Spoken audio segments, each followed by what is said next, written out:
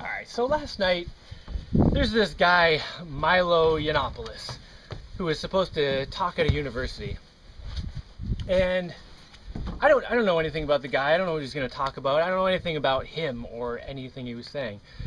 But what happened was there was a riot, and he didn't get to do his talk, and the people who wanted to hear him speak didn't get to hear him speak. And these rioters were setting things on fire, like throwing rocks and stuff at the university and beating people up, like pepper spraying people in the face.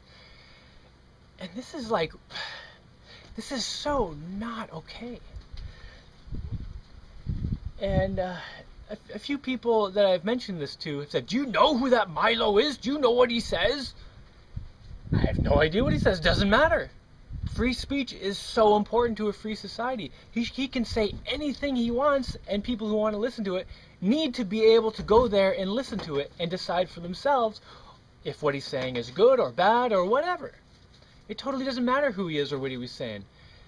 Just defending the idea that it's okay to start a riot so people can't be heard or can't discuss anything. I mean, what is going on with you guys up there? Throwing away other people's free speech throws away your own. So you got to think about this stuff before you accept it, before you're just okay with it. If a SWAT team breaks into your neighbor's house and drags them out with no warrant, it doesn't matter what they did.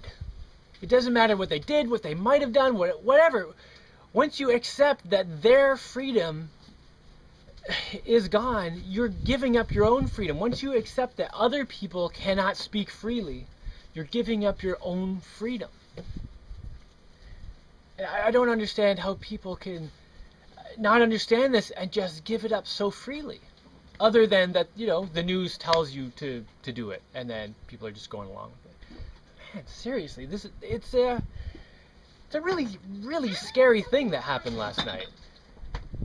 And no one should be okay with it. And the news isn't going to report that these are terrorists because they reserve that word for people who are doing things they don't like. I mean, a lot of the mainstream media right now wanted to shut this guy up, so they're calling the people who are beating people up and setting fire to things, they're calling them protesters.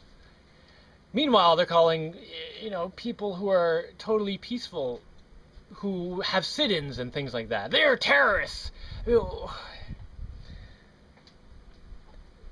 Things are going just crazy right now, and I think everyone needs to just take a step back from the anger and hatred and think about what you're doing and where it's going.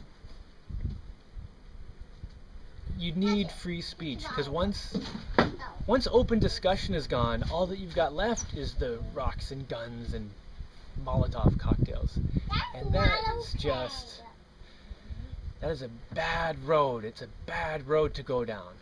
So, in response to this attack, a lot of people are not going to say what they think or feel for fear of retaliation.